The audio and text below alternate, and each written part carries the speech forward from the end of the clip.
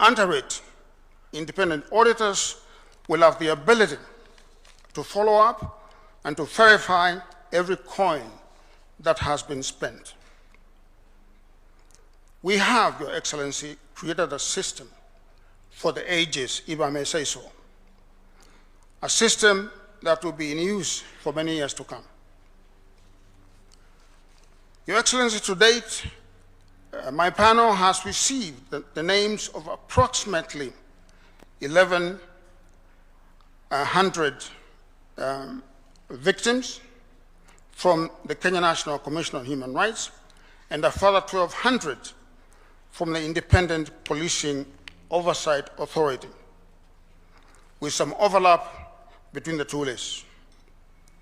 The panel has also received over 200 names of victims from the security agencies, the National Police Service, the Prison Service, and the National Youth Service. And in addition, we have also received over 160 names of persons whose businesses were damaged and who suffered economic loss. The panel, Your Excellency, is now subjecting all of these names to verification, assisted by its AI integrated case management system, and will be in a position, Your Excellency, to begin making payments in as short a time as a week from today. To the victims and to the families who have suffered grief, loss, and injury, I say this. This report is an acknowledgement that your suffering has been seen, and that the state accepts its duty to repair. This report is one step towards national atonement. We will proceed, Your Excellency, in accordance with the law and the Constitution and the directions of the court, because justice that is delivered lawfully is justice that endures. Your Excellency, let me just say, as I conclude, that your partner in this exercise, who initially you thought of this project with, the Right Honorable Raila Odinga, is not here with us today.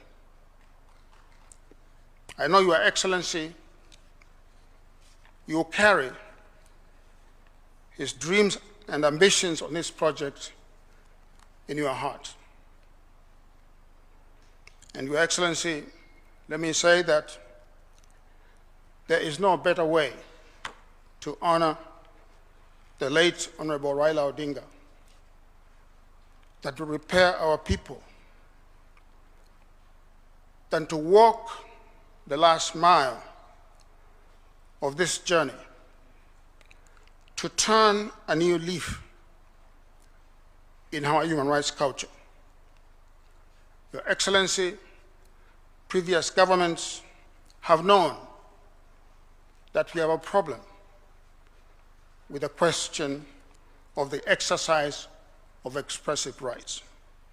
Lives have been lost, Your Excellency, but previous governments did not take the step that we have taken. Your Excellency, we honor you for this bold step.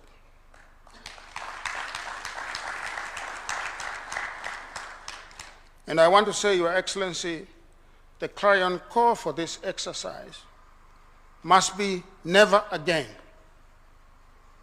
No more shall the lives of our people be lost as they exercise their democratic rights. Never again, Your Excellency. Nunca más in Spanish. Thank you so much.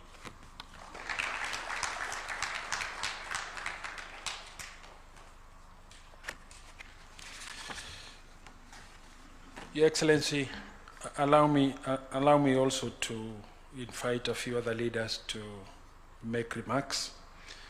The Honorable Junaid Mohammed, Minority Leader of the National Assembly.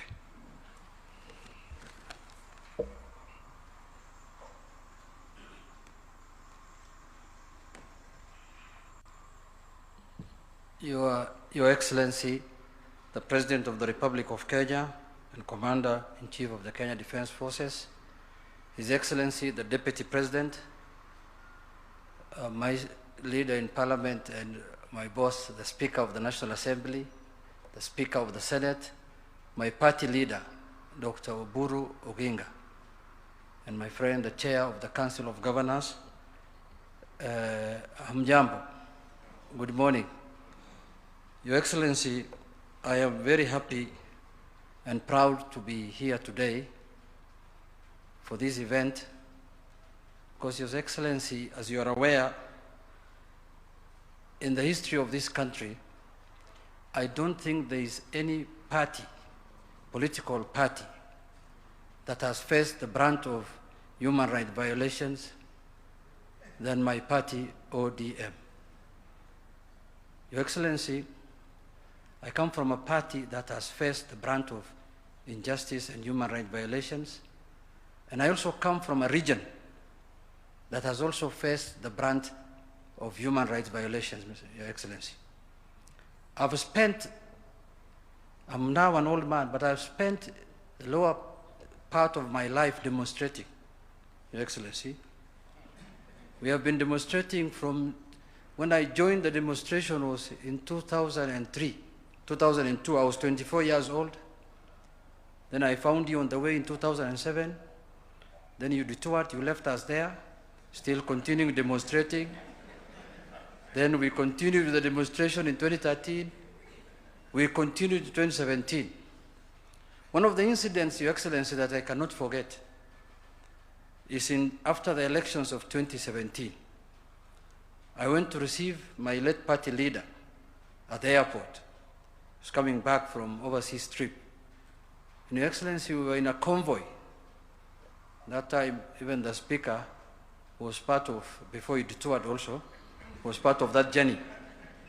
So, Your Excellency, when we left the airport, and we were doing a peaceful demonstration, as we said, and we came from the airport, we came through Mombasa Road, then we joined Likoni Road. Between Likoni Road Junction and Landis Road, Apollo Saka Road, Your Excellency, risasi ililia. We lost 17 people there on the spot, Your Excellency.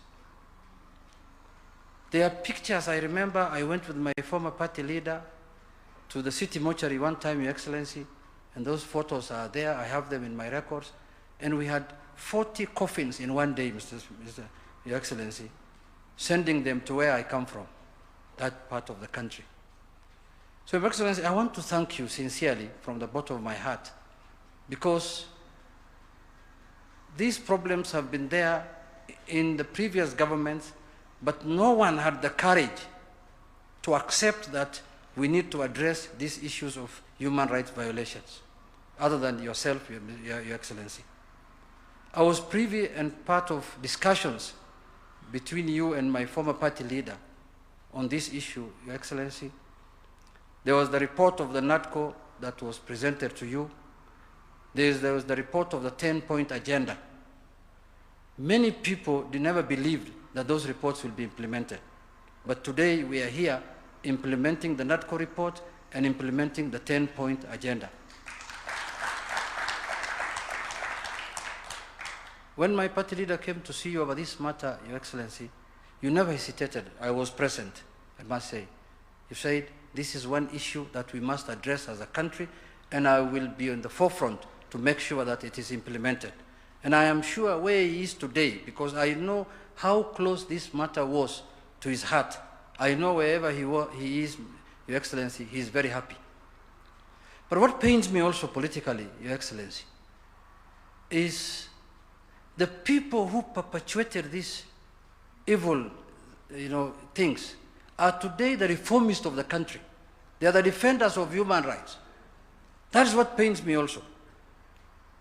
You see, People who we lost Baby Pendo in their hands are today the defenders of human rights in our country, and they want us to listen to them. So let's give Kenyans a break. Let's be honest with Kenyans. And let's accept our sins. I know whom we used to complain about when I was in the street. And today is the same person who's telling me, I'm reforming this country, I want to win this election and defeat this government so that I can reform this country, I'm a human rights defender, and we know each other. We have been around for some time now. That is why we look as a party this time more intelligent than we used to be. Tumesoma watu. So, Your Excellency, when this matter came up and you graciously accepted that we need to implement the 10-point agenda, many people did not believe. I know even some of the people now who are shouting to my party outside there never believed that the 10-point agenda will be implemented. They thought with the death of my party leader, that will be the end of the 10-point agenda. But today we are here. And I'm happy when this issue came up from our party, Your Excellency. You know, we have donated many experts to you as a party. My party leader identified the professor from upstate New York, Harvard trained, to spearhead this matter on our behalf as a party. And you could see the English, Your Excellency, I'm speaking, and the one you spoke. Excellency. So and then also, I am very happy that the Kenya National Human Rights is led by someone, Your Excellency, whom I have been demonstrating in Migori with her mother, her brother, her sister. She was working for the United Nations, but I was demonstrating with her mother in the town. So I'm happy now she knows what her mother has gone through. And I'm happy that she's the one now implementing. I am very excited about that also. So with those few remarks, Your Excellency, I want to thank you so much. We will support as Parliament any efforts that will make the next demonstrations to be peaceful, to be within the law and within the Constitution. We will support as leaders, as party, and as Parliament, Your Excellency, because I will support demonstrations peacefully, because I don't want to lose demonstrations as ODM going forward. Even in the next 50 years, I want to still keep it. But I want it now to become more peaceful, more law orderly, and more constitutional. Thank you, Your Excellency.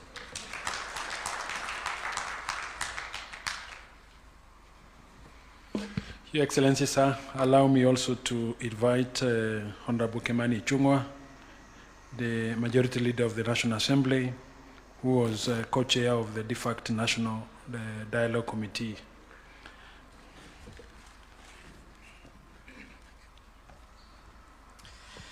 Thank you, Nonok. Your Excellency, the President, the Deputy President, the Chief Justice, the Party Leader, ODM, and observing all protocols already established.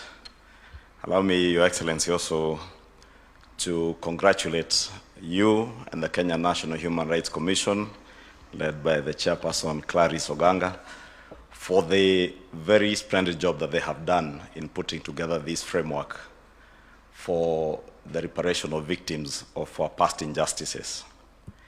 Your Excellency, I remember way back in 2023, when yourself and the late former Prime Minister, Raila Odinga, appointed us, 10 of us, to lead in the deliberations through the National Dialogue Committee. This and the question of the cost of living was one of the most sticking points that we took a lot of time and listened to very many Kenyans on. And I recall, Your Excellency, when we finalized the report and we made our way to Capitol Hill to present the copy of the NADCO report to the former Prime Minister.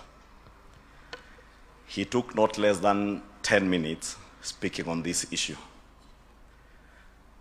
And having appreciated the work that we had gone through and the issues that were raised in the NADCO report, I remember the former Prime Minister telling us, those of us who were in that room, in his boardroom at Capitol Hill, that the call for reparation was not a call for compensation.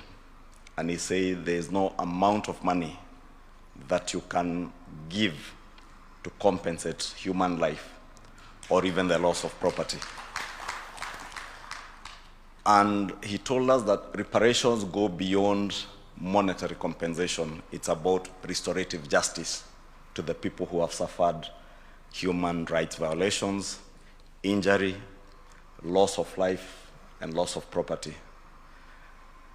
And to join my colleagues, Honorable Junet Mohamed, the Chair, Kenya National Human Rights Commission, Professor Makau Mutua, who we engaged as a former chair of this commission, I must say that today is indeed a great day for our country.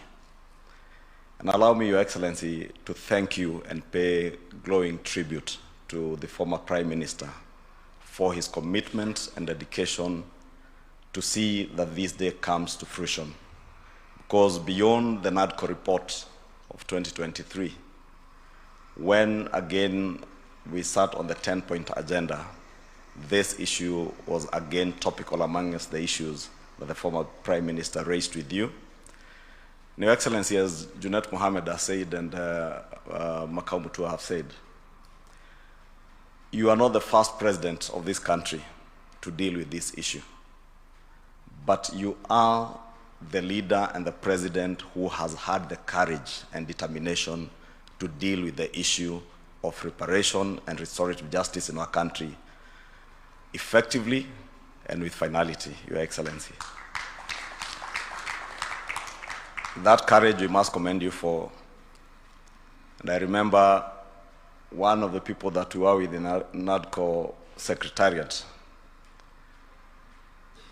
at a point when we had a stalemate, and we were asking, where would a country like ours with the economy that we have and had even that in even then in 2023, get the resources to compensate victims of all past injustices? And I remember when we said we will go beyond 2023 demonstrations back to 2017, we asked ourselves, how do you even identify the victims?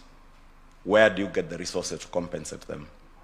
But Your Excellency, as the chair of the commission has said, and as the former Prime Minister told us, this is beyond monetary compensation. It is about restorative justice and making every Kenyan feel part and parcel of our country moving forward. Allow me, Your Excellency, to conclude by congratulating you again for your courage and confidence that this can be done within our lifetime. It took Your Excellency 2 weeks ago, again, to offer a national apology to the people of Northern Kenya for their historical injustices of marginalization, and that takes leadership and it takes courage. It has taken you again courage and the support of many of the people in this room, the Kenya National Human Rights Commission, and as I said, with immense tribute to the former Prime Minister, his courage to continue fighting for justice for Kenyans many who would never know the sacrifices that he had to go through to get this to fruition today. With those few remarks, Your Excellency, thank you and congratulations to yourself and the Kenya Human Rights Commission. As Junet Mohamed has committed, I will also commit as the leader of the majority in the National Assembly that whatever legislative proposals the Kenya Human Rights Commission will bring forth to enact into law, we will support for the betterment of our country. I look forward to a country, as Junet Mohamed, who keeps telling me he is a product of demonstrations and protests, that he would never want to see a nation without demonstrations and protests. But I look forward, like he does, to having processions, protests, and demonstrations that are peaceful, where people assemble in designated places. And Your Excellency, we must learn from Arsenal fans as much as you are an Arsenal fan together with my speaker. Recently, we saw droves of thousands of young people right in the middle of our central business district. They had their procession, celebrated, and left without anybody being stolen from or anybody's shop being looted without a single vehicle being stoned and without a single person among us, those who are in that procession, getting injured, arrested, or even killed. Recently, Your Excellency, you co-hosted the Africa Front Summit. We had demonstrators, some who were even imported from outside this country, because I saw a number of foreigners protesting in the Central Business District. Again, peacefully, and everybody left and went back to their businesses without any injury or harm. Even those who are protesting against acts of femicide in our country, Your Excellency, we have seen the same. How I look forward in the near future to having a country where we shall have processions, protests, demonstrate, and we all allow each other to go about our businesses, even as we remember that the men and women in blue, and, or rather in uniform, are also part and parcel of our national fabric and deserve respect. And I must thank the Kenya National Human Rights Commission, because I've seen in the report that they have also taken care of reparations also to victims who are in the armed forces or the uniformed and disciplined forces. With those many remarks, thank you, Excellency.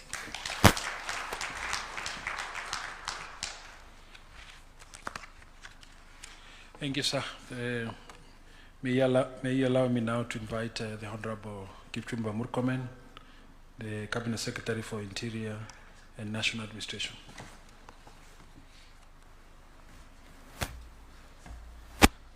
Your Excellency, the President, the Deputy President, the Speakers of both Houses, the Chief Justice, the leadership of Parliament, leadership of governors, the Chair of the Kenya National Human Rights Commission, my colleagues present, ladies and gentlemen, good morning.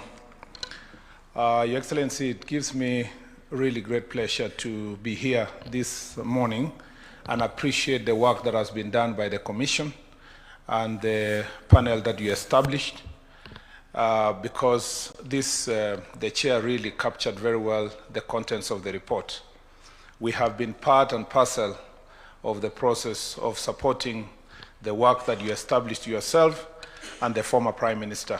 Your Excellency, when you sat with the former Prime Minister and agreed on the way forward, I was also called and given marching orders from your office that it was time that the national security architecture is seen to be humane, to be compassionate, to appreciate that even when we are doing our job, sometimes there would be a few people who may go astray and cause pain to families, and these are citizens of Kenya, and we must show compassion, and we must show that this practice must stop.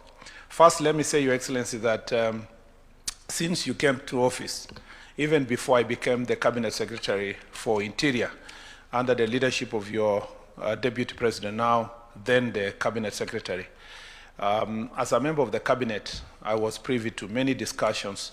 You were very firm from day one that extrajudicial killings, enforced disappearance, killing of citizens must come to an end. This practice was informed by your personal experience. And having been part and parcel of your campaign, I remember days that you were stoned during campaigns. I remember one day somewhere, I think it was in Kenyan, when your vehicles were destroyed.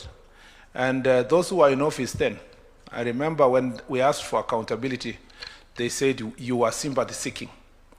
Your Excellency, as soon as you got to office, you said that the state cannot sanction destruction and killing of its citizens. We must end this practice. And so, Your Excellency, this is not just any other practice. For far too long, people have misunderstood who you are. But in the fullness of time, we are now almost 4 years into your administration. It's becoming clear that you are very thoughtful, you are very concerned about the citizens of this country. And as a person who serves in your administration, I know quite well, sitting with the Inspector General of Police, sitting together with the leaders in the security sector, we have received directions from you over and over again to be mindful of the welfare and the safety of the people of Kenya. Therefore, Your Excellency, as we move forward, we will be very deliberate in ensuring that these recommendations are implemented to the latter. Your Excellency, I need also to point out here that the right to demonstrate, the right to assemble, demonstrate, picket, and petition, as provided in Article 37 of the Constitution, must be implemented fully. But even as we implement that right, it is important, and I appreciate the chair of the Kenya National Human Rights Commission, that we have a clear framework that enables these Kenyans to enjoy their right, and that we can separate the goons, the violent criminals from those who are enjoying this right. Your Excellency, as part of our efforts to establish Nairobi Metropolitan City, we undertook a study, a visit to the New York Department, Police Department, NYPD, and the London Metropolitan Police Department. One of the questions I asked the leadership, including the Cabinet Secretary, my colleague from Britain, was how are you able to handle this issue of demonstrations? Sometimes we see huge demonstrations happening in New York, in London. How are they able to handle them peacefully?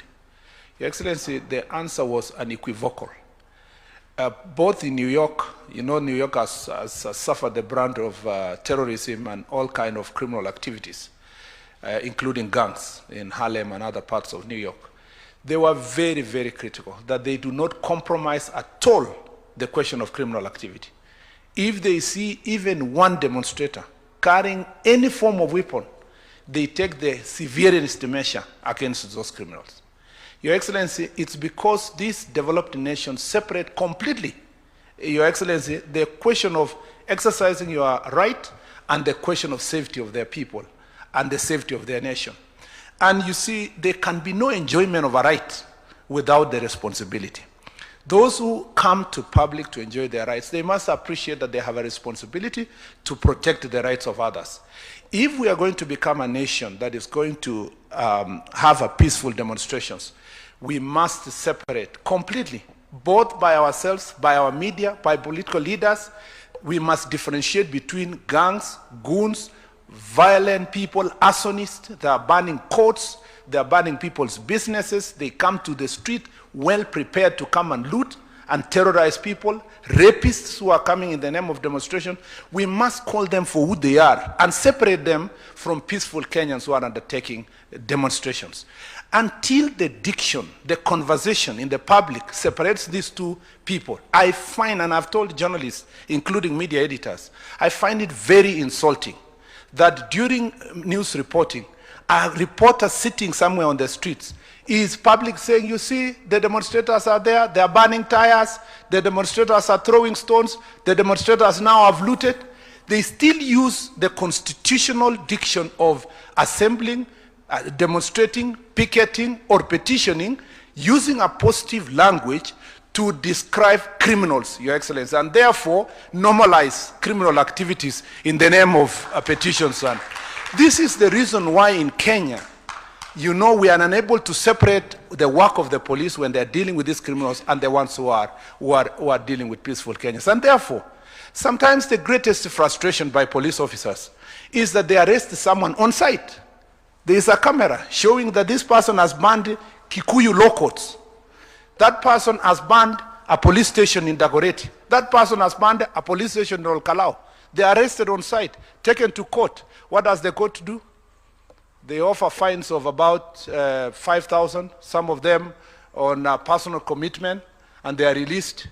And then they are glorified. Countries all over the world, where they have restored sanity in their nation, the judiciary, the executive, the legislature work together knowing that there is only one national interest. And I think I look forward to seeing the draft that the chair is going to provide and to see that national interest is going to be protected in this draft. Lastly, Your Excellency, I want to appreciate the Kenya National Human Rights Commission, the panelists, for capturing everybody. Citizens who are victims and the police who became victims. The promise I give is that as a ministry, we will work very hard to ensure that our police officers are properly trained to support and support Kenyans to enjoy this right. And for as long as organizers and ourselves work together for peaceful protests, we shall ensure that our police officers are marching together, hand in hand with the demonstrators, are singing together, and by 5 p.m. everybody going home safely, and we shall not have situations where Kenyans are losing their lives. To our friends who led this ministry before us and who are now giving us lectures about how to run the ministry, I want us to have an honest conversation together. Let them come with their statistics of how much they caused havoc and damage to people's lives and the country, and we will come to ours to show them the great progress we have made since this administration came to place in the way we treat the people of Kenya. We do not want persons who destroyed our country yesterday pontificating as though we have forgotten what they did when they were here. We must be honest. If we want to build a honest country, we must also be honest about those who are in office, but those who are aspiring to hold public office. I thank you, Your Excellency, and may God bless you. Thank you very much.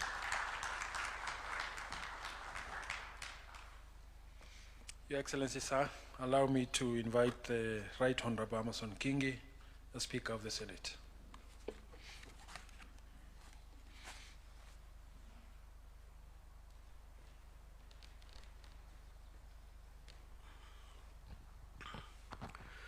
Rais wa Jamhuri ya Kenya na naibu wako, nikizingatia itifaki zote ambazo tayari zimetangulizwa.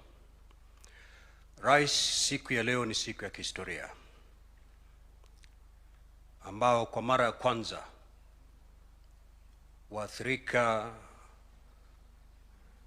wa maandamano wanapata fidia tangu wa Kenya wajipatie katiba ya mwaka 2010.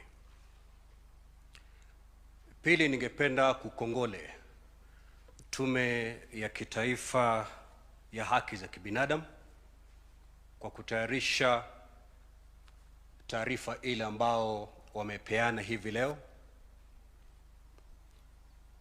Pia kumkongole rais wetu katika uongozi wake kwa mara ya kwanza kulivalia njuga swala hili la waathirika wa maandamano. Kama vile mbunge wa Kikuyu alivyosema, wewe si rais wa kwanza kukodolewa macho na jambo kama hili. Waliotangulia hili jambo walikumbana nalo, lakini hawakuwa na ujasiri wa kujitolea mwafaka kuona ni vipi wanaweza kusaidia waathirika wa maandamano. Rais, nahodha mzuri hapati sifa wakati bahari imetulia. Nahodha mzuri atapata sifa wakati bahari ina mawimbi, lakini anadondosa meli mpaka bandarini. Huyo ni nahodha mzuri. Umejitolea kimasomaso na ukomavu, kitu ambacho kilishinda waliokutangulia. Leo hii umekifanya kimefanyika. Kongole rais wetu. Nimemsikiliza vizuri sana mwenyekiti wa Tume ya Kitaifa ya Haki za Kibinadamu na wale waliotangulia kuzungumza hapa. Yalozungumzwa ni muhimu, ni tisa, lakini la muhimu zaidi rais ni kwamba ni lazima kuwe na sheria ambayo itaeleza bayana jinsi jambo hili la maandamano ama hii haki ya kuandamana itafurahiwa vipi na Wakenya. Utakubaliana nami kwamba katika maandamano yote ambayo yamefanyika kuna wengi ambao walikiuka sheria na wakashikwa na polisi na wakapelekwa kotini. Lakini kwa sababu hakuna sheria mwafaka, wengi sana ambao walishikwa na polisi baada ya kwisha waliachiliwa huru. Manake hakuna sheria inaweka bayana ukiukaji wa sheria wakati wa maandamano. Na jaji mkuu yuko hapa na wanasheria wako hapa. Kuna msemo wa Kilatini, a Latin maxim, Bryce, ambayo inasema kwamba nalum crimen sine lege. There can never be a crime without the law. Hakuwezi kuwa na kosa la jinai pasipo sheria. Ndio maana ni muhimu sana, na nataka ni mkongole tena mwenyekiti wa Tume ya Kitaifa ya Haki za Kibinadamu kwa kusema kwamba baada ya kwisha wataleta sheria bunge ili itumike wakati maandamano yanafanyika. Tunataka tujue hii haki hii ambayo iko ndani ya katiba, Wakenya wataifurahia vipi? Na sheria hii si kubana kufurahia kwa haki hii kwa Wakenya, bali ni kuweka bayana ni vipi haki hii inaweza kufurahiwa na Wakenya. Manake ile sheria ikibana haki hii, bila shaka ikipelekwa kotini itaharamishwa. Kwa hivyo letu kama vile viongozi wa bunge walivyosema, na kisha kwamba sheria inapokuja pale, sisi kama washikadau tutaona ni vipi ambavyo tutasaidiana kuona kwamba ile sheria imepita. La mwisho ni kumuenzi Mheshimiwa Raila Amolo Odinga kwa ukakamavu wake kudhibiti safari ambayo ilikuwa na utelezi mkubwa, lakini alisimama kidete mpaka leo hii tumesimama hapa. Mimi nataka niwapatie kisa kimoja kuonyesha kwamba Mheshimiwa Raila Odinga ikija kwa mambo ya haki za kibinadamu hayumbi. Nakumbuka rais mwaka 2009 wakati wa serikali ya nusu mkate, Mheshimiwa marehemu Saitoti na alikuwa Attorney General Amos Wako walitumwa kule Uswizi, Geneva, na Mheshimiwa Rais Kibaki kwenda kutetea ama kuweka bayana ripoti ya Kenya ya haki za kibinadamu. Lakini baada ya kuangalia ile ripoti ambayo ilikuwa inapelekwa Uswizi kule Geneva, Mheshimiwa Raila Odinga alikosoa ile ripoti ile na akasema kwamba haiwezi kamwe ripoti hii kufika Geneva, ati hii ndio hiyo ripoti ya Kenya. Na walivutana na Rais Kibaki, na Rais Kibaki akakataa kubadilisha ile ripoti. Mheshimiwa Raila kwa sababu ya msimamo wake thabiti wa mambo ya haki za kibinadamu aliniita mimi na Mheshimiwa Orengo na akakata tikiti, akatuingiza kwa ndege twende Uswizi, na akasema kwamba wakati Saitoti akisimama ukumbini wakati Kenya napeana ripoti yake, msimame mpeane ripoti yetu pia. Rais tuliabiri ndege kwenda Uswizi, mimi na Mheshimiwa Orengo. Mimi sikuwa na visa, lakini nikaambiwa wewe panda ndege, ukishuka utapata visa kule Uswizi, na nikapata visa wakati nilipoingia Uswizi. Na tulijadiliana usiku mzima rais na kina Saitoti, na tukamwambia sisi aidha mubadilishe, museme ukweli kuhusu ripoti ya haki za binadamu ya Kenya, au sivyo kesho kule ukumbini Kenya itapeana ripoti mbili. Tulisukumana mpaka usiku wa manane tukapata ripoti jumuishi ambayo ilitoa picha mwafaka ya Kenya katika mambo ya haki za binadamu. Na tulipofika ukumbini, Saitoti akasoma ile ripoti jumuishi. Tunamwenzi sana mzee Raila, na siku hii ingekuwa ni furaha kwake, lakini na hakika pale alipolala sasa anaangalia kwa furaha kubwa kwamba leo hii ama siku hii imefika katika safari hii ya Kenya. Asanteni na Mwenyezi Mungu atubariki sote.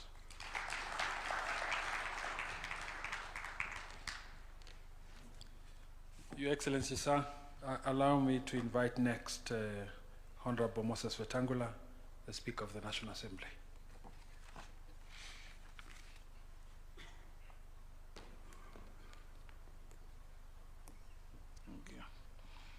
Your Excellency, our President, Your Excellency, the Deputy President, I will follow the protocols as established. Your Excellency, today, like everybody has said, is a day like no other in the history of our country. We are here for a historic moment, and if I were in court, I would have told the judge, after listening to Clarice, that, my Lord, she has said everything, I have nothing more useful to add. Because of the clarity, detail of her presentation. My distinguished friend, Professor Makau, you complimented what Clarice said very well. Your Excellency, the Holy Book, the Bible, says the beginning of healing lies in the acknowledgement of wrongdoing.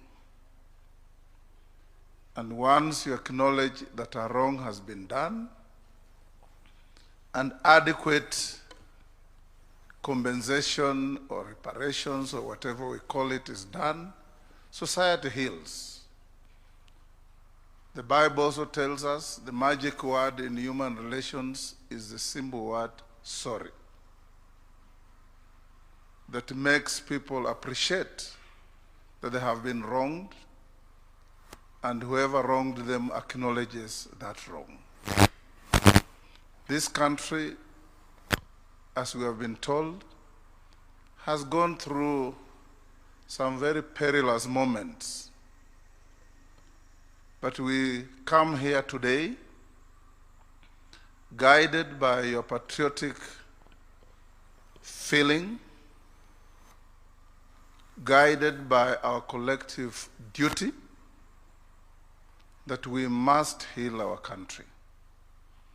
Your Excellency, at the beginning of this month, we were in Wajir, and I was really moved when I saw the governor of Wajir in the middle of his speech shedding tears. And I was very sure they were not crocodile tears. And he said he never believed that this could happen in northern Kenya in his lifetime. And it followed by your public apology to the people of northern Kenya. That apology alone in human relations is the greatest healer. That a wrong was done, and a wrong is acknowledged. Today, as we celebrate this milestone in our constitutional and legal history, I'm also one of the victims of violence at some point in my political journey. The story of Junet on how we welcomed Raila Odinga in the famous mantra of Baba while you are away. We were chased by the police, brutalized along the way, and when we reached Uhuru Park along El Selassie Avenue, a bullet went through my car. On another occasion, we went to University Way, Junet, you remember, to demonstrate against what we thought was and believed was a non-responsive IEBC. And as we were being disbursed, some excited policeman lobbed a tear gas canister into a vehicle in which Raila and I were. Raila was significantly older than me, and he had serious difficulties breathing. I thought he would lose his life. Luckily, we had some water in the car, and I administered some first aid on him for us to escape. I like what Clarice said, that at the end of the day, it's not paying some money to victims. At the end of the day, is ensuring that we don't walk this dangerous journey again. And this will lie in clear legal framework. I want to encourage that as we move forward, those of you responsible for formulating draft laws, Interior, AG, and others, focus on, one, the need for education to our children right from primary on what human rights mean, how you enjoy them, your responsibility to others as you enjoy them, to have an orderly society. Two, those of us who have been in responsible positions of government, Your Excellency, if you go to New York for UN meetings, from morning to evening, there are groups of demonstrators and picketers across the avenue. There is no police attacking them. There are no objects being hurled at people. There are no obscenities being hurled at people. And they make their point, and in the evening they go away. You go to the House of Commons, across the road, you are told, come and demonstrate for 1 hour, you finish, you make your point, the others waiting to do the same. Because the act of demonstration is to make your point known, not to disrupt life. So we want to encourage that a law should be, in fact, laws, as Clarice proposed, and when they come to Parliament, we'll give them the opportunity and the time required so that everybody knows what you are expected to do in a situation of demonstrations.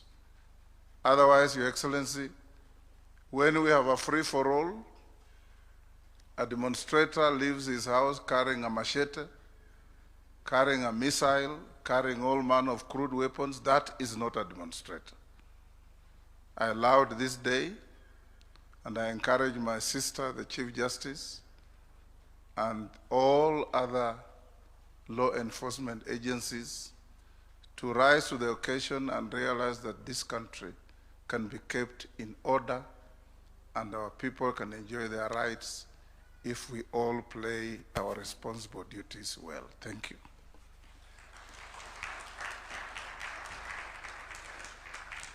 Your Excellency, permit me to invite the Honorable Ahmed Abdullahi, the Chair of the Council of Governors and the Governor of Wajir, to come and say a few brief remarks on behalf of the 47 county governments.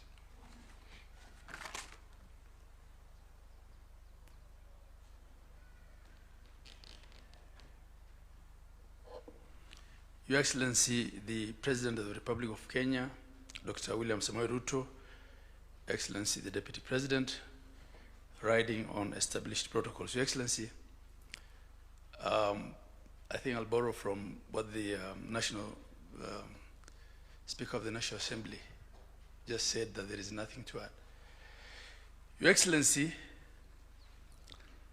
the report by the Kenya National Human Rights Commission was quite exhaustive in its summarization by the chair, both in the methodology, in what they are suggesting in terms of changes to the law.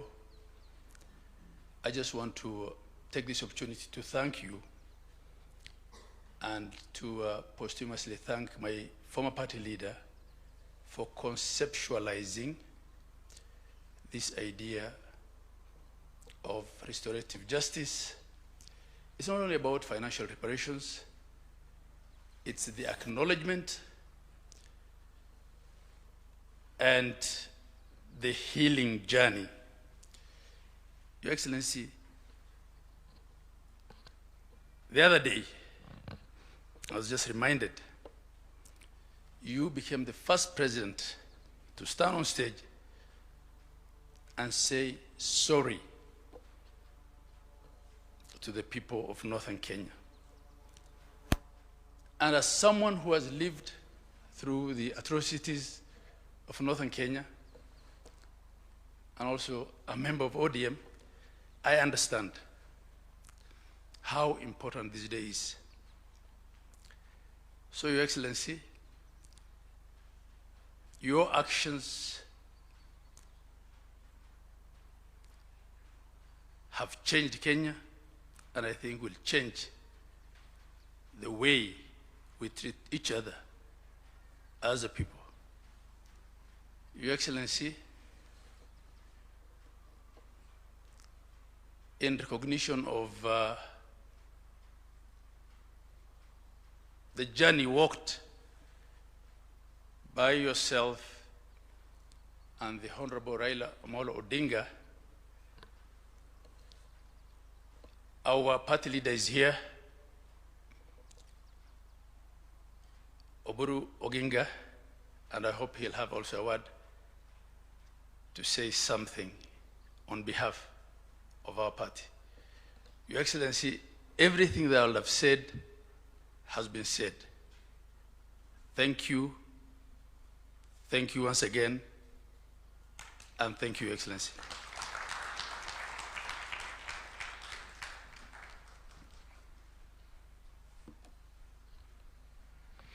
Your Excellency, sir, permit me now to call on stage Her Ladyship, the Chief Justice, Lady Justice Martha Koome.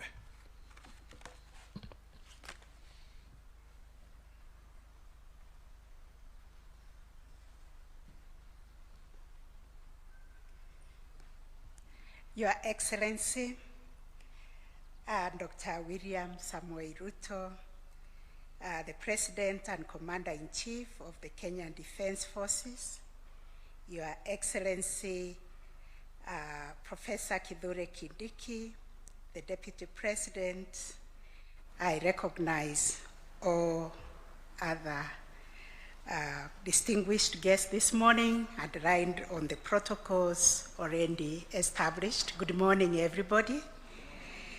It is indeed an honor for me to join you today for the presentation of the Kenya National Commission on Human Rights report on the framework for the compensation and reparation for human rights violations.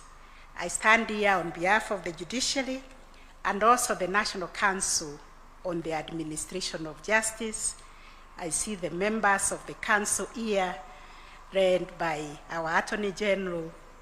All the members of NCJ, please be upstanding because we have been carrying this agenda. Thank you very much. We've been carrying this agenda, Your Excellency, on the compensation and reparation, on the operationalization, on the fund for victims compensation.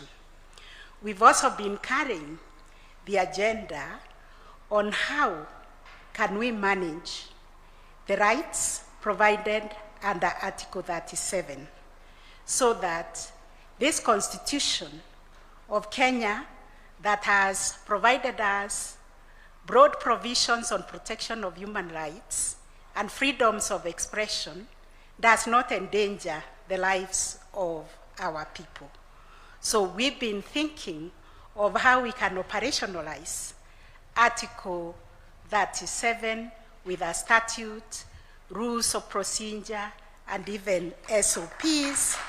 And today we are happy that those two very burdensome agendas have been taken from NCJ, but we will work with the Kenya Human Rights Commission, and we will work with the body led by my brother, Professor Makau, to see to it that we protect and we promote the human rights of Kenyans. So, Your Excellency, today's event comes at a particularly important moment in our constitutional journey where we are actually implementing the rights that are guaranteed to our people. And it invites us to reflect on not only the protection of human rights, but also on the equally important question of what happens when those rights are violated. And I agree with all the speakers who have spoken that when you go out to exercise your constitutional rights, your life cannot be endangered. And because at NCAJ, we are duty bearers, all of us, and we've been interrogating this subject, Your Excellency, and we've been able to establish that we have peaceful demonstrations in this country that we can draw experiences from. I'm not a football fan, so I don't know about Arsenal, but I know doctors demonstrate and they do so peacefully. I know teachers demonstrate and they do so peacefully. Even lawyers. In fact, I was whispering to Honorable Junet, he started in 2000. I started demonstrations in 1989 when we were demonstrating for the repeal of Section 2A of our Constitution. So the Constitution that we are building and breathing life to today is a charter that was fought with the blood, that was fought with the demonstrations, and therefore today is a big celebration that our Constitution is truly transformative, and it is recognizing the rights of those who have given their lives to it. The Bill of Rights, Your Excellency, affirms that every person is entitled to the full enjoyment of fundamental rights and freedoms. It also places a corresponding obligation to all state organs and public institutions to respect, protect, and fulfill those rights. I was just saying, when we analyzed our demonstrations, we came to the conclusion is that the protests that have political connotations are the only ones that end up being violent, because we have not seen violence in other demonstrations. And therefore, we've been asking ourselves, how can we moderate the politicians? There are not many, Your Excellency. There are only 1,000, I think, the MCAs, the MPs, and everybody. But how can they make our lives unbearable when they have an issue and they cannot sort it in Parliament, they cannot sort it in the county assemblies, they bring them all over the place to disrupt the lives of other Kenyans. So I thank my sister Clarence and the entire Kenya National Human Rights Commission for coming up with a very concise report that guides us on how to create an harmonious society, whereby we seek apology when we have gone wrong, when we bring everybody at the table to see how we can walk this journey together. Because both our Constitution, the international human rights law, recognize that the right to a remedy is itself a fundamental right. Therefore, a person whose right is violated is entitled to access justice and to receive appropriate and effective redress. Consequently, we are here because the state has recognized its obligation to ensure that victims of human rights violations have access to effective and prompt reparations for harm suffered. The right to reparations is thus the promise of our Constitution. It is the demand of justice and a requirement of the rule of law. Your Excellency, for this reason, I am particularly pleased to witness the presentation of this report. And today's event is a recognition that pursuit of justice extends to accountability and meaningful redress. As the institution constitutionally entrusted with the interpretation and protection of our Constitution and the enforcement of fundamental rights, the judiciary remains steadfast in our commitment to ensuring that constitutional guarantees are not just aspirational promises, but lived realities for all Kenyans. Just like justice is a lived reality, so is our Constitution a lived reality. And we shall continue to discharge our mandate independently, impartially, and faithfully in line with the Constitution. Importantly, we remain committed to contribute to the broader national effort of strengthening constitutionalism, accountability, and the rule of law. And as I conclude, allow me, Your Excellency, to once again commend the Kenya National Commission on Human Rights and thank you, Your Excellency, for convening this occasion. May this report serve as an important step towards strengthening our collective commitment to justice, accountability, and the protection of human rights for all Kenyans. I thank you all, and God bless this great nation. Thank you.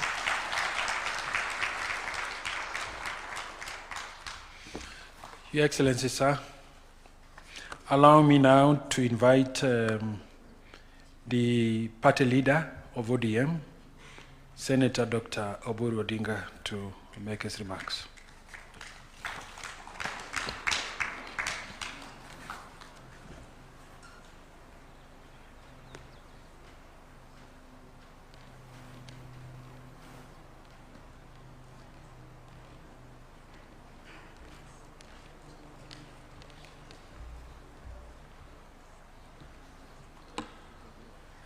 Your Excellency, the President of the Republic of Kenya, William Samoei Ruto, the Deputy President, Honorable Kithure Kindiki, and all protocols observed.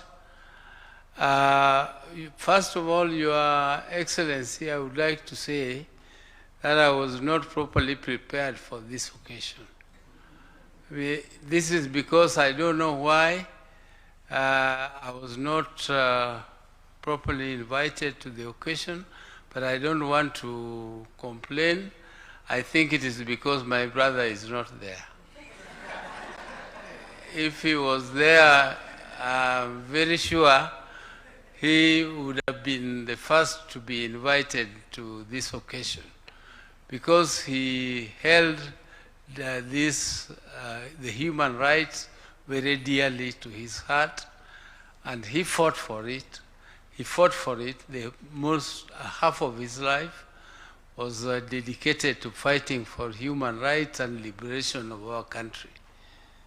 And I am from a family of Jaramogi Oginga Odinga, the first Vice President of Kenya, who also fought for the independence of this country and kept on, though he became Vice President, but only for a very short stint. He enjoyed that, but he then went into the opposition. I came from abroad and found him already deeply in the opposition. And from that time, that was in the early 70s. From 1970. Lived the life of demonstration. Junet says he started in 2002. We started from 1970. So the struggle has been long. It has taken very many years for Kenyans to change constitution. And now we have a new constitution, which is a very, very progressive constitution. It is the most progressive constitution, I think, in the Eastern and Western Africa. And this constitution gives provision, specific provision for human rights. And very, very happy that the President, His Excellency, the President and my brother were working very closely on the issues of human rights. When we joined the President in this broad-based arrangement, one of the issues which was of concern to my brother was the issue of human rights. In our 10-point agenda, human rights takes precedence over all the other issues which we put forward. And I'm very happy, Your Excellency, that today at least this matter is being, at least we have started to conclude this very, very dear issue of human rights. And by calling it compensation, but it is not compensation. You cannot compensate a human life. Human life cannot be compensated, but what we are compensating, what we are doing is saying sorry to the families who lost their loved ones by giving them a token so that they can feel recognized that at least they contributed to the progress we are enjoying today. And therefore, Your Excellency, the process which is being concluded today, I'm very sure you are fully aware that this was initiated by you and my late brother, and I was there.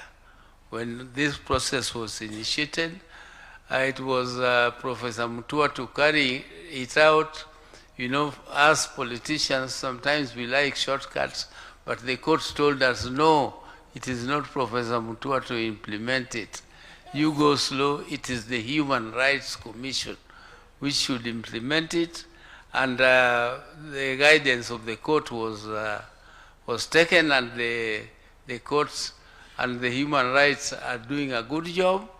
They have started to do what is actually symbolic in this process, and we appreciate them very much.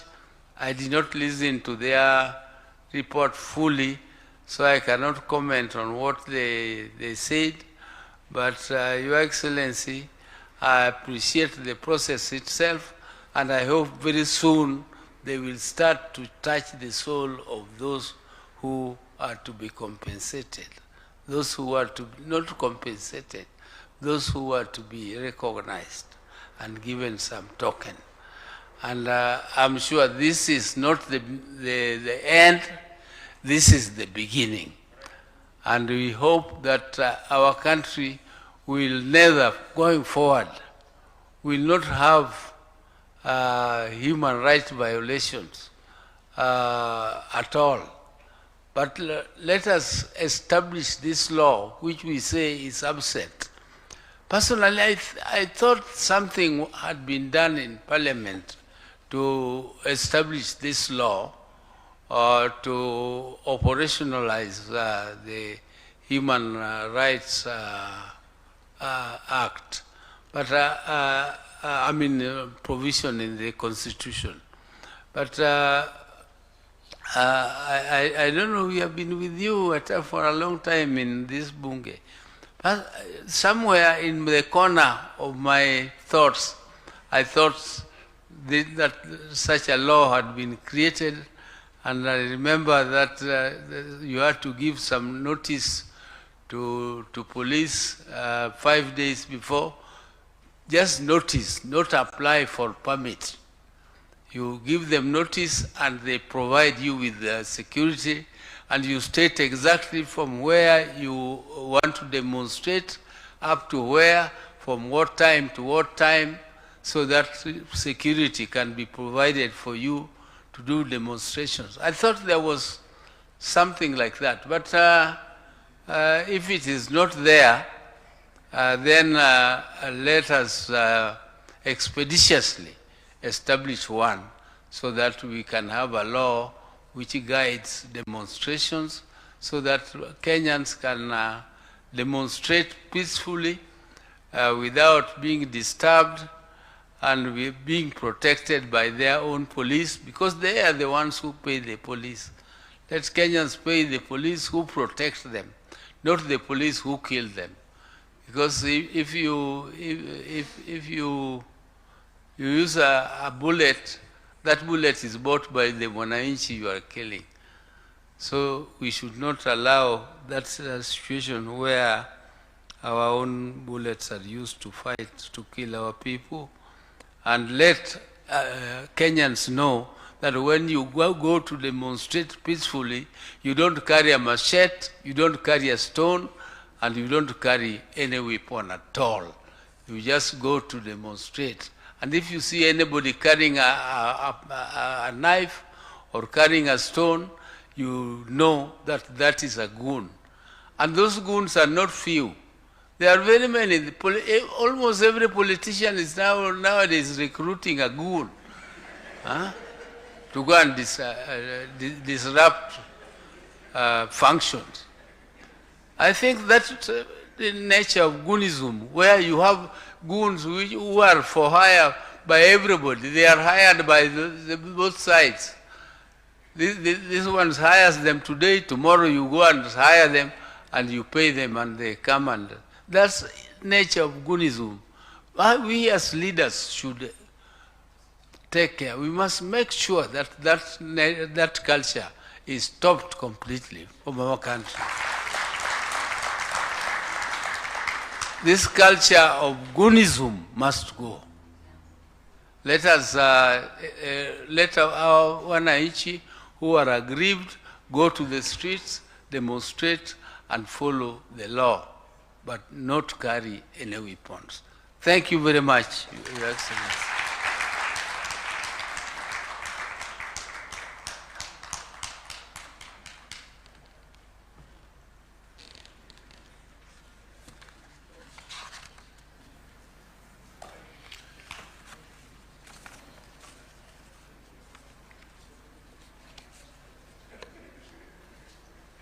Your Excellency, sir, permit me now to invite His Excellency the Deputy President, Professor Kithure Kindiki, to come and make his remarks, and later on invite you to address the nation.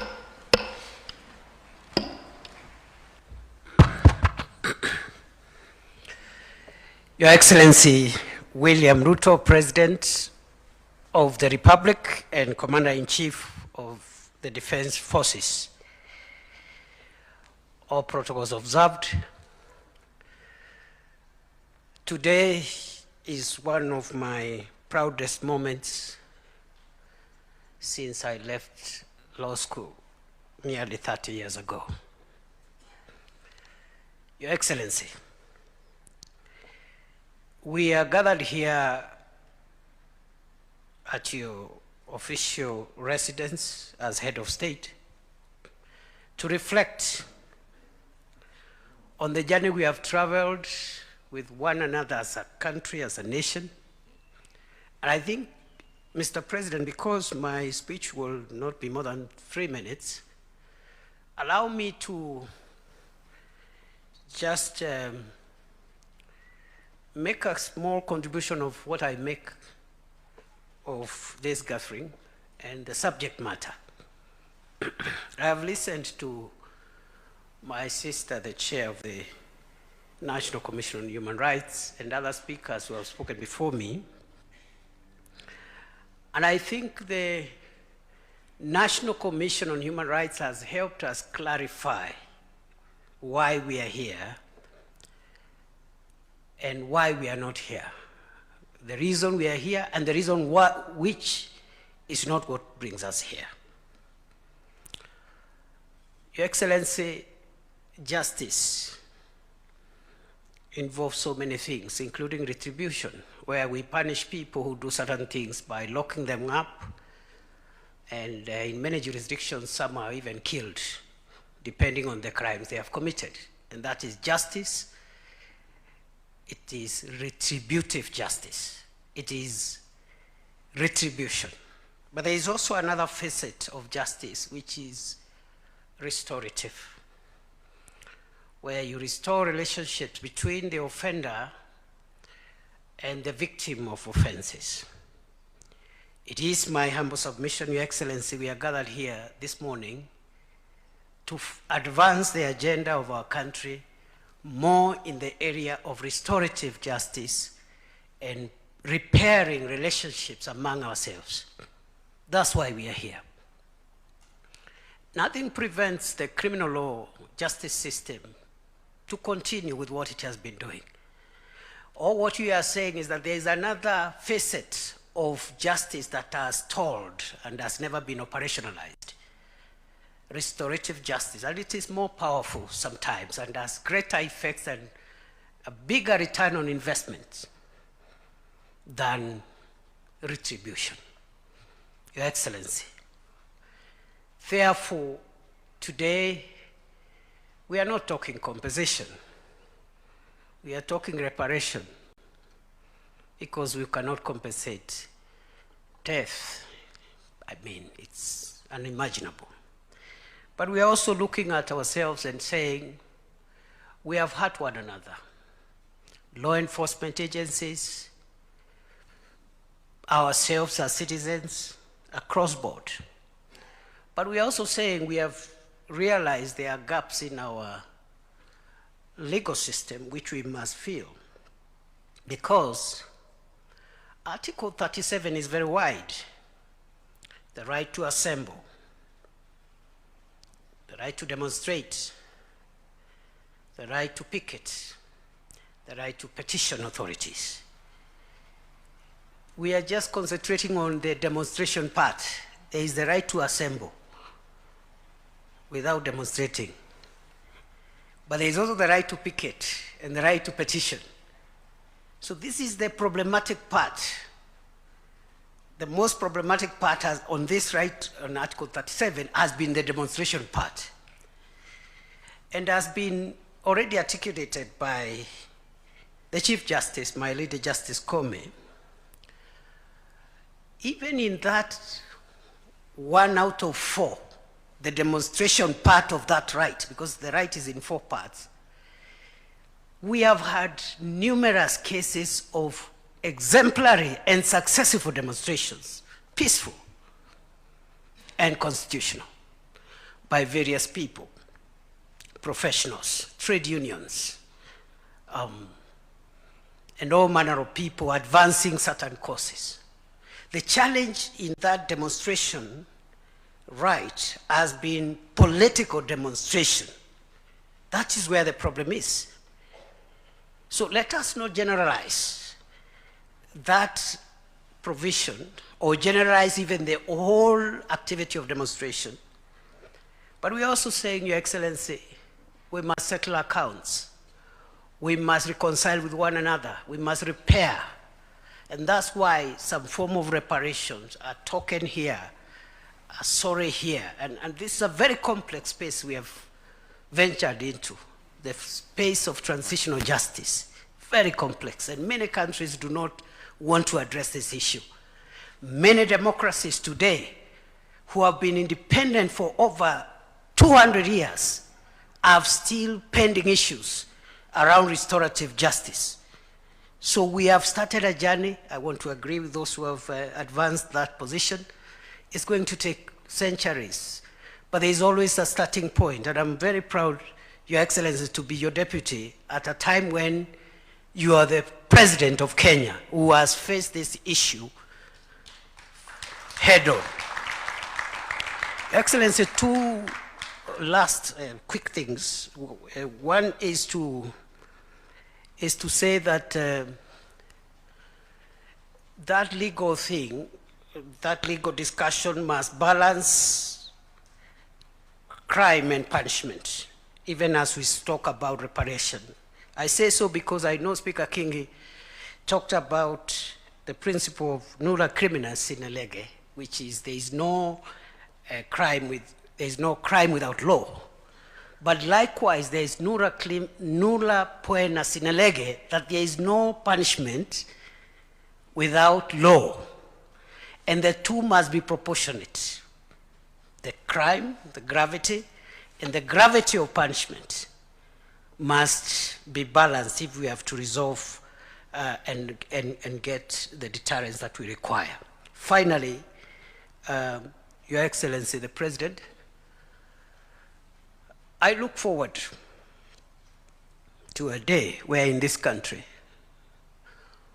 a political leader of whatever stature, character, and opinion will organize what in their view is a legitimate demonstration, make sure that they control their supporters and hold both their supporters and the leaders, hold each other accountable for the process, and then be assisted by the police to carry out the demonstrations and say what they don't like and go home in the evening. That is the dream of this country. The millions of Kenyans who have nothing to do with politics. In fact, the Chief Justice has I know she has understated our numbers. We are not 1,000. We are 1,800 or thereabout. But the consequence is the same. 2,000 people cannot frustrate 55 million Kenyans who do not earn their living from politics like us. And we must be called to order, and we must make sure that we don't make this country dangerous for the 55 million Kenyans that do not earn a living from politics. With those many remarks, Your Excellency, colleagues, allow me to request that we stand as we welcome the head of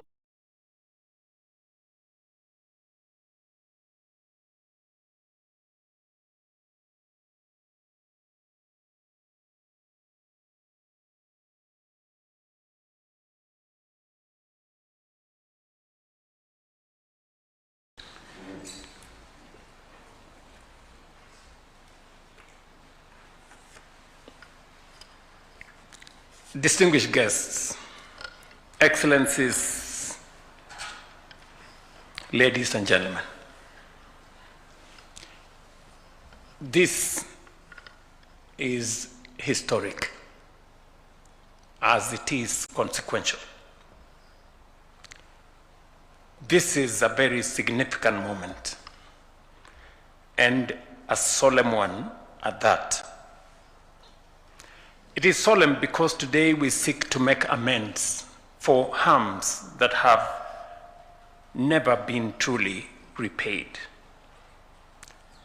No compensation can restore a life lost. No reparation can fully erase the pain of a parent who buried a child, a spouse who lost a partner, or a family forever changed by tragedy. It is also solemn because I wish that our late brother, the statesman Raila Odinga, was here with us today. But I want to thank his brother, now party leader of ODM, Dr. Oburu Oginga, for making it to this function. And party leader, I want to apologize for the late notification for this meeting. Although you have spoken and made a statement that is more profound than those who prepared to come for this meeting.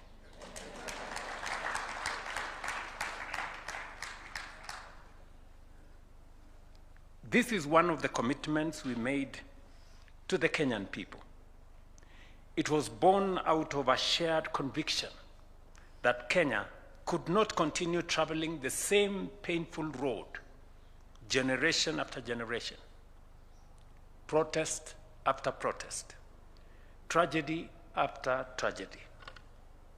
Today, we take an important step towards fulfilling that commitment. I am happy that the Honorable Oburu Odinga is here to represent my late brother, the Honorable Raila Odinga. many have spoken about these issues over the years. Many have acknowledged the pain. Many have promised action. Today, however, we move beyond words. I stand here pleased that we have reached this milestone, saddened by the circumstances that have made it necessary, humbled by the trust placed in us by victims and their families, and optimistic that this marks the beginning of the end of a painful chapter in our national life.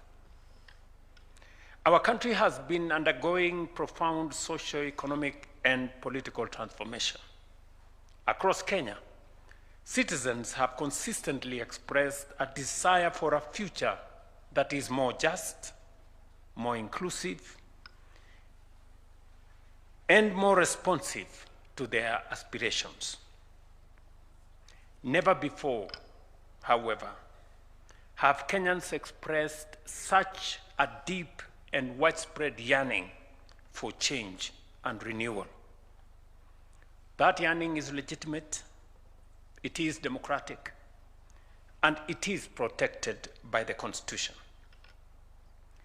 The right to assemble, demonstrate, picket, and petition under Article 37 is not a favor from the state. It is a constitutional guarantee. It is one of the freedoms that define us as a democratic nation. Yet, we must also confront an uncomfortable truth. For far too long, whenever Kenyans have exercised these rights, too often the outcome has been violent, injury, loss of life, destruction of property, bitterness, and division. Families have buried loved ones. Young people have carried physical and emotional scars. Businesses have been destroyed. Police officers have been injured. Communities have been left traumatized. We must also acknowledge a difficult reality. There has been instances where the response to public demonstrations has resulted in excessive use of force, violations of rights, and loss of life. Equally, there has been occasions when legitimate protests have been infiltrated by criminal elements, leading to violence, looting, destruction, and harm to both citizens and law enforcement officers. The truth is that whenever this cycle unfolds, Kenya loses. Citizens lose. Families lose. Businesses lose. The police lose. And our democracy is diminished.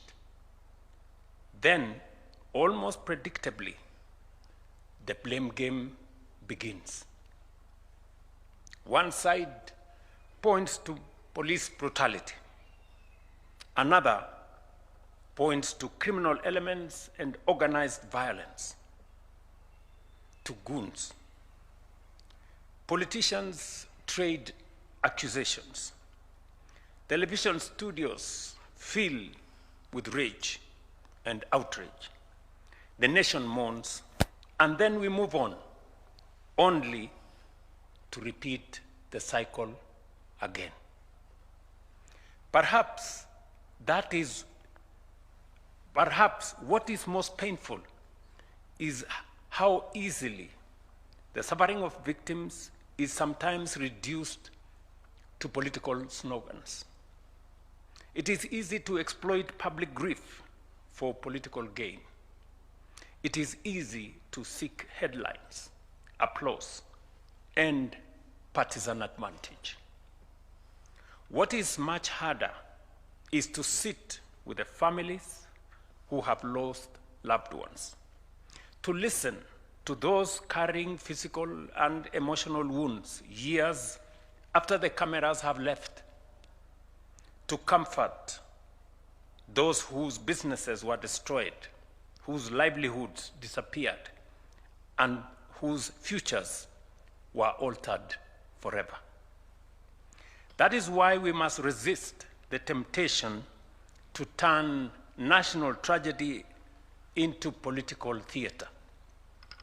The lives of Kenyans are too precious, the wounds too deep, for us to treat them as instruments of political competition. For decades, successive political generations have condemned these tragedies without fundamentally resolving them. I understand why. It is not easy to confront such issues. If you act, you are criticized. If you do not act, you are criticized. You are, in many ways and in many respects, damned if you do and damned if you don't. But there comes a point when a nation must choose action over hesitation. There comes a point when the cost of doing nothing becomes greater than the cost of trying to do something. Leadership is not about choosing what is comfortable. It is about choosing what is necessary. And so, we have chosen to act, not for ourselves, not for political advantage, but for Kenya. Our commitment is not in words alone. It is also in deeds. I remember very well when we discussed this both in the NADCO framework and also in the 10-point agenda UDA-ODM framework. And I remember the occasion that has been spoken to by the Honorable Junet and the Honorable Oburu, when I had occasion with the late Prime Minister Raila Odinga. And when I told him that I had made the decision because of the consultations we had had, that it was time to compensate the victims and to set up a framework for reparations.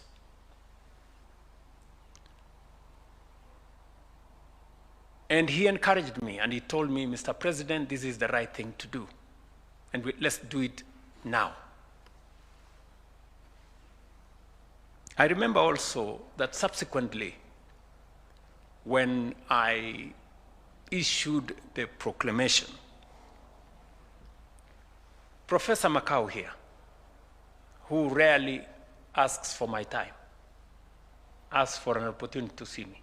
And he came and we sat down, I think somewhere in there, here, and he told me, Mr. President,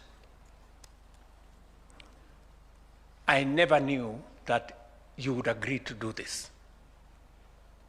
Because in many respects, it amounts to admission by you and government. And so I told him, we have buried our heads in the sand for far too long. And it's time for us as a nation, and for me as the leader of the nation, to stand up, own up, and do something about it.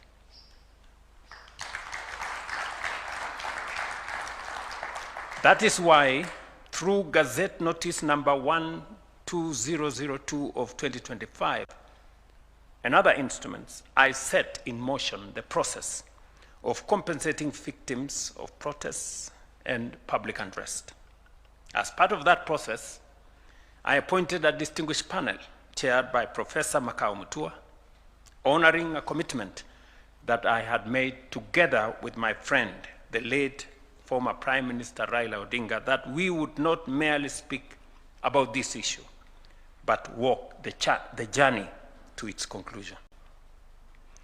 I tasked the panel with helping us confront a challenge that Kenya had carried for far too long, and with developing a framework that would place victims, justice, accountability, and national reconciliation at its center. Subsequently, the court directed that the framework be developed by the Kenya National Commission on Human Rights. And that is why today we gather to launch the fruit of that work. And as was said earlier, I subsequently issued Presidential Proclamation number 1 of 2026 in accordance with Article 2542 of the Constitution, charging the Kenya National Human Commission on Human Rights with the responsibility of developing and submitting a framework to guide the provision of compensation for victims of human rights violations, including those arising from public protests. The proclamation was subsequently published as Kenya Gazette number 3114. I wish to commend the Kenya National Commission on Human Rights for their dedication, wisdom, and patriotism in delivering this framework for compensation and reparations to victims of human rights violations during protests and picketing.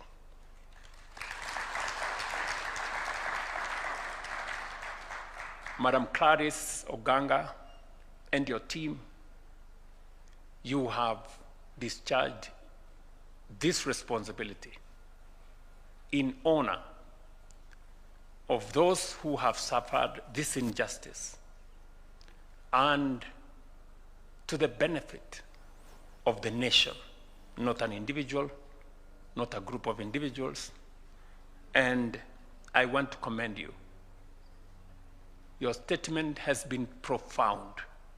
I have listened very carefully on what you have had to say about this responsibility and mandate, and it has spoken to all the issues that would have required attention in this exercise.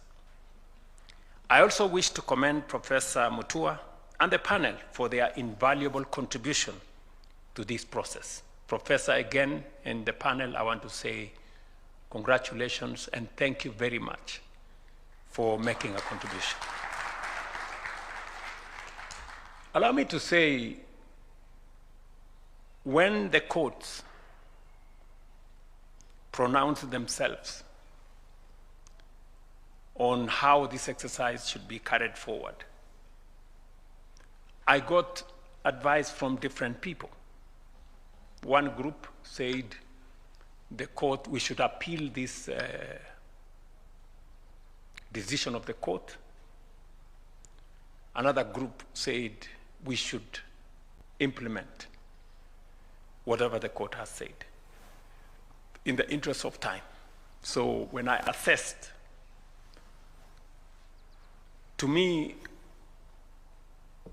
it didn't matter who did what, but it mattered to the victims and to the country that for once we try and resolve this issue. And I want to thank again Professor Makau, who came to consult with me, and we agreed with him that while it was okay for us to go to court and appeal, but we must also agree with the court, proceed with the process, so that Kenyans can for once know that we are committed to our word. This framework represents a major milestone in protecting the rights of those harmed during protests advancing social reconciliation, providing redress for victims, and strengthening our democracy. As a demonstration of our commitment, we have already allocated Kenya shillings 2 billion towards compensation and reparation for those who have suffered verified harm arising from protests and unrest, including affected families, injured citizens, businesses lost, and law enforcement officers injured in the course of their duties. But let me be clear. This is, as has been said by many, the beginning of the journey, not the end. Let me also be clear about what these payments are and what they are not. They are not the price of life, of pain, or of loss. No amount of money could ever be. The Kenya shillings 2 billion we have committed cannot replace a son or a daughter. It cannot restore years and lot of trauma. It cannot fully compensate a family, a trader, or a community for all that has been taken away from them. What it does represent is the state's acknowledgement that harm occurred, that victims matter, and that a nation heals by tending to its wounds rather than pretending they do not exist. Nor is this redress a reward for violence, looting, criminality, or unlawful conduct.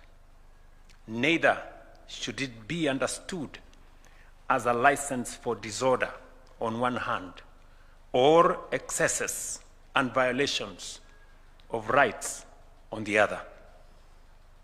It is redress for harm suffered by citizens, an affirmation that the rule of law applies equally to everyone. And let no one mistake compassion for impunity. Compensation does not retire accountability. The law applies equally to the citizen and the officer, to the protester and the police. Where wrongdoing occurred, accountability must follow its proper course. I have come to see our country as a single body. It has many parts, and no two are alike. The hand is not the foot. The eye is not the ear. Yet all belong to one body and share one life. When a thorn pierces the foot, it is not the foot alone that suffers. The whole body stops to remove it. So it is with us. The young person injured in a protest, the trader who lost a lifetime's work to looting, the police officer hurt while keeping the peace, and the family mourning a loved one are not rival camps. They are all Kenyans. They are all part of one national body. When any one of them is wounded, Kenya is wounded. And a nation does not heal by choosing whose pain matters. It heals by acknowledging all suffering, pursuing justice for all, and committing itself to doing better. That is why this framework is only the beginning. The journey will be complete only when we achieve two other things. First, a comprehensive legal framework that fully operationalizes and protects the rights guaranteed under Article 37 of our Constitution: the right to assemble, demonstrate, picket, and petition peacefully. I'm happy that the Kenya Human Rights Commission have undertaken to work with all the stakeholders to develop this law that will operationalize and protect the rights guaranteed under Article 37 of our Constitution.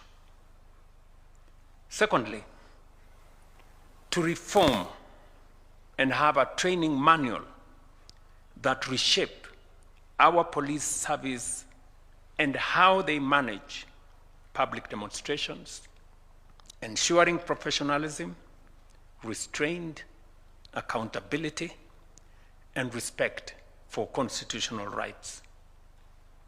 Together, these reforms will strengthen the health of our democracy, because compensation, properly understood, is not an end in itself. Compensation addresses the consequences of past failure, but reform must prevent their recurrence. We must also recognize a new challenge of our time. Artificial intelligence and digital platforms have transformed how information is created, shared, and consumed, especially among young people. While these technologies have expanded access to information, created new opportunities for learning, innovation, and commerce, and enriched democratic participation, they can also be used and have been used to spread misinformation, manipulate public discourse, inflame tensions, and fuel unrest. We must therefore be firm that technology must serve truth, responsibility, and national unity, not deception, division, and violence. If we remain committed to this path, this framework will mark more than the compensation of victims. It will mark the beginning of the end of a painful chapter in our national life. A chapter in which demonstrations often ended in injury, loss of life, destruction, and division. A chapter that has burdened generations of Kenyans for far too long, and a chapter that this generation must now resolve. This, our generation. The future of Kenya cannot be one in which citizens fear exercising their constitutional rights. Neither can it be one in which legitimate grievances are hijacked by violence, criminality, destruction, and political opportunism, or met by excessive force and violation of constitutional rights. We must reject both extremes. We must protect the right to protest. We must protect life. We must protect property. And we must protect human dignity. And above all, we must remember that before we are protesters, police officers, traders, leaders, or activists, we are Kenyans. Today, we affirm that every life matters. Every victim deserves recognition, and every Kenyan has a right to exercise their constitutional freedoms without fear. Let us therefore hold fast our constitutional rights to peacefully assemble and to non-violence in how we engage one another as citizens, as leaders, or even with our security agencies. This is not an isolated act. I think many leaders here have spoken to how we move together and how sometimes we treat each other not so fairly. This act that we have decided as a nation that we must do,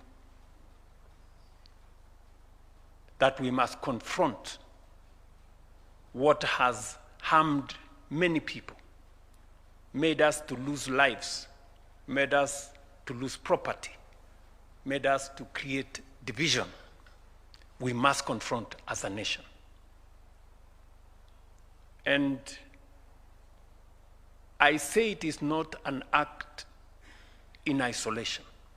It is part of what we are rebuilding as a nation.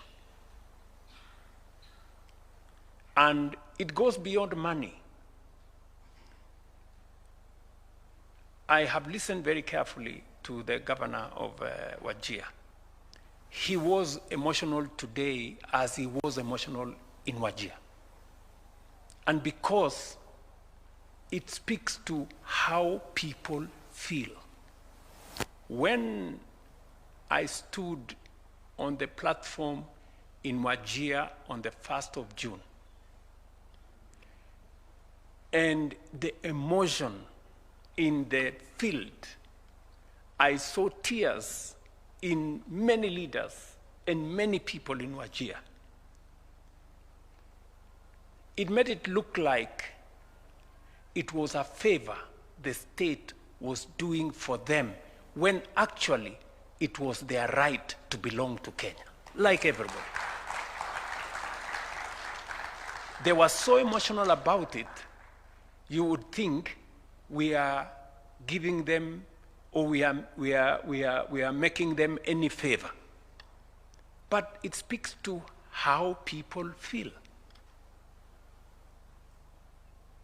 I remember very well, when I say this is not an isolated incident, I remember very well when, I think it was on the 5th of February 2025, when I stood on the field there at Orahe Stadium in Wajir and signed the proclamation to remove all the encumbrances and the discrimination that was subjected to the people of northern Kenya especially, that made them look like secondary citizens or, citizens of a lesser class than the rest of Kenya. It wasn't about money. It was about dignity. It was about recognizing that there are wrongs that we have committed as a nation to fellow Kenyans, subjecting them, to treatment that went deep into their dignity. When I stood in Mandera and announced the construction of the road from Isiolo to Mandera, it was the same thing, that a whole part of Kenya, by policy, was relegated because of the policy that was said that there are parts of Kenya, section paper number 1, or was it number 10, of 1965, a policy document of government that said some parts of Kenya will be developed and others will not.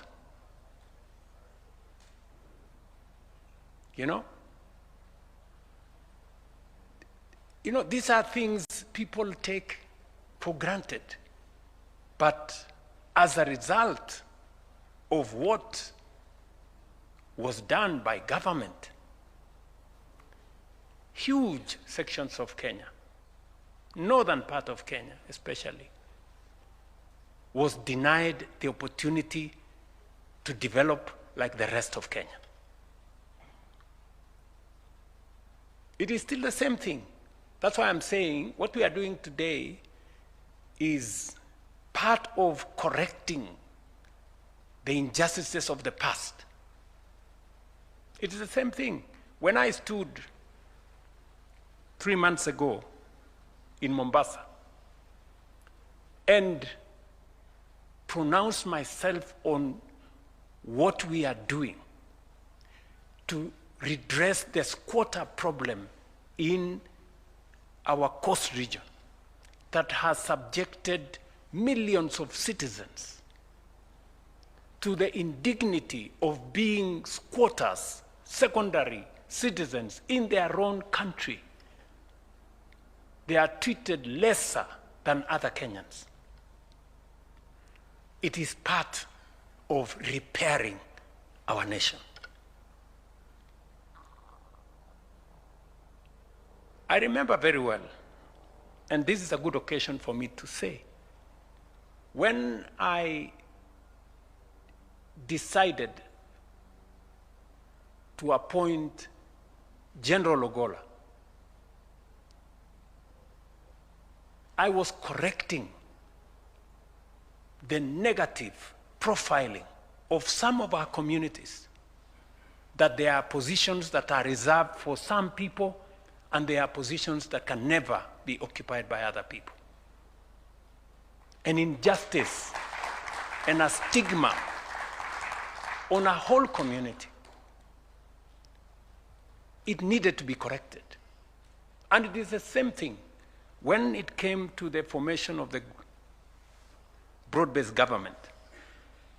I remember very well, my brother, the Honorable Raila Odinga, had a different opinion of who should be the Minister for Finance. And I remember I told him that, my brother, if there is one place I will defy you, is that I am going to appoint a person from Luo Nyanza to be the first Cabinet Secretary or Minister for Finance. Again, to correct a negative profiling of a whole community that they don't care about property. You know, property belongs to some people, the economy belongs to some. No. Listen, good people. And it is also the same reason why I have made the decision that development in Kenya is never going to be done again on account of which citizen has voted in which direction. That we are going to develop this nation equally, and every part of Kenya deserves a share of development like any other. That we are going to remove the mentality that there are those who have more shares than others. This is one nation. And finally, when we developed the bottom-up economic transformation agenda, it was also about correcting this nation. You know, there is a perception in Kenya that it is okay for people to be poor. There are people who are made to be poor. There are people who are made to stay in slums. And there are the rest of us. There are people who are supposed to remain jobless. There are people, do you know, for example, good people, when we talk about the people in slums, just explain to me how the rest of us here have houses that have 3-4 toilets. There is a citizen in Kenya who doesn't have a toilet and has to pay to use a toilet, and it is supposed to be okay. How is that supposed to be okay? What kind of indignity do we make other citizens to go through? that there are people who become sick, but they cannot go to hospital. They will wait to die because they have no way of paying their way in hospital. And it's supposed to be okay. And then when we rally the country to carry everybody on board, that those of us who have a privilege to have, those of us who have a privilege to have a pay slip, to have a job, can extend our contribution so that we can carry the people in the slums along. We can carry those who cannot go to hospital along. You hear people say, we are defenders of the dignity of the pay slip. So, what about the indignity of being jobless? What about the indignity of suffering in a country that we are all supposed to belong? You know, these are things we must correct. And it doesn't matter, to me, the consequences. We must correct.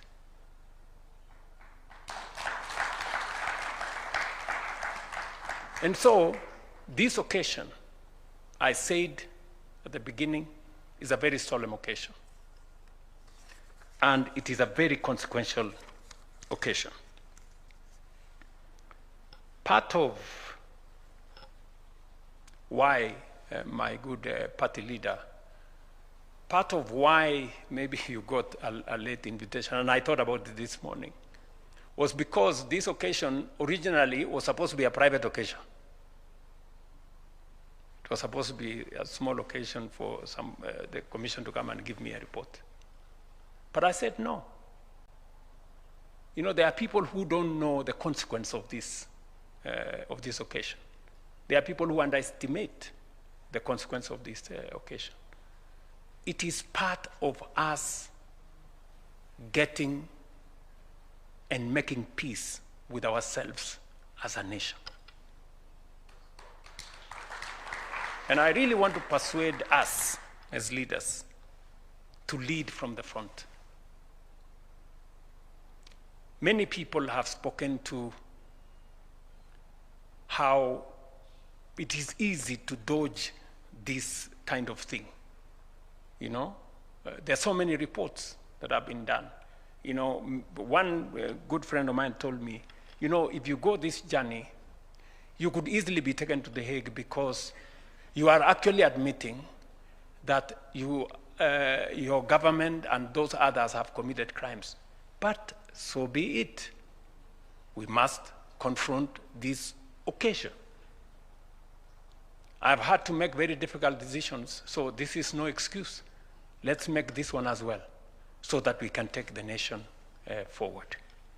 And I want to congratulate the Kenya Human Rights Commission. You have done a good job. You've really done a good job. I mean, when somebody does a good job, let us call it what it is. Carry forward. And I have listened to you very carefully, and you have said that we need to make resources available to you and your commission so that you can discharge your responsibility, because it is now almost a requirement that whatever it is we do, whether we are keeping the peace or we are running development, it must be in tandem with the rights of people. And so I agree with you, and I am very happy that you are making this request when everybody is sitting here. The people who appropriate money are sitting here. The people who work on a budget, they are sitting here. The executive is here. The deputy president is here. You are listening to what he has said. The leaders of majority, the leaders of minority, the people who run parliament, our speakers are here. I think the chair, Clarice, and her team deserve the request they have made. Yeah, and all of us will pull from wherever we can to make sure that this happens. As you are aware, this conversation we are having in Kenya is not an isolated conversation. It is the same conversation we will be having tomorrow in France. And we will be having tomorrow a conversation about fairness and about how we treat each other.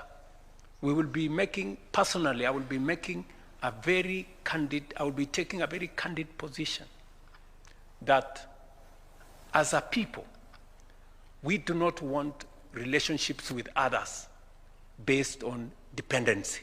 No, we want a relationship of sovereign equality.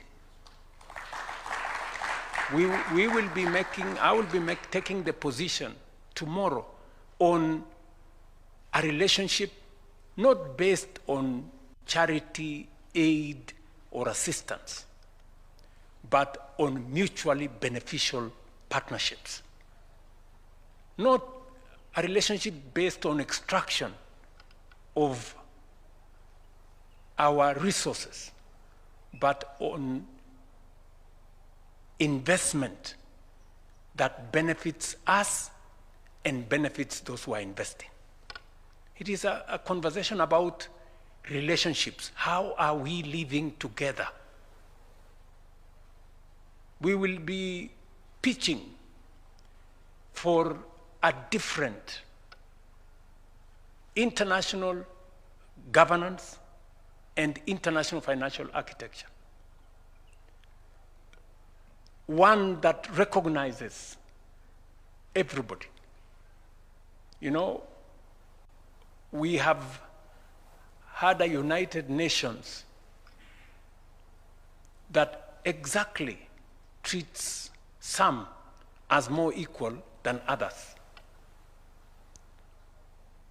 We are saying it is no longer tenable, it is no longer acceptable to have an organization that is not representative, that is not democratic, and that is not accountable.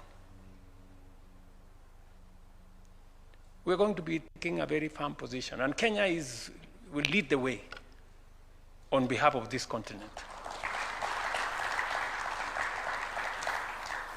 Because they say any injustice anywhere is injustice everywhere. And we do not be victims of that.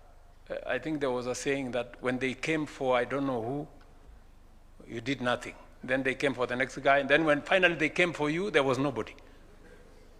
So we have to take our position. And that is how we're going to relate. That's how we're going to build a much more fairer world as we build a much more fairer country. Ladies and gentlemen, let the measure of our success not be in how much we pay, but in how much we reform, so that the wounds we tend today are never inflicted again. That is the promise of this day. That is the responsibility of this generation. That is the Kenya we must build together. And this is my solemn commitment to the nation. May God bless you all, and may God bless our country, Kenya. Asanteni.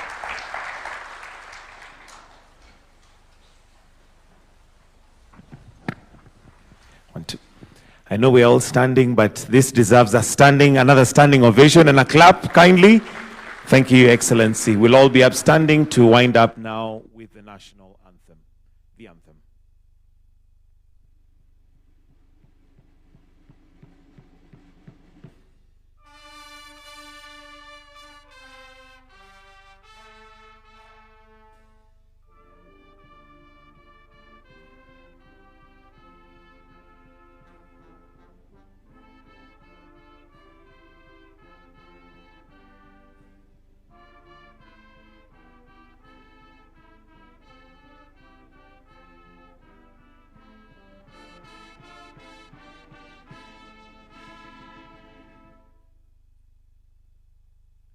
That brings us to the end of this session. Your Excellency, with your permission, will request one photo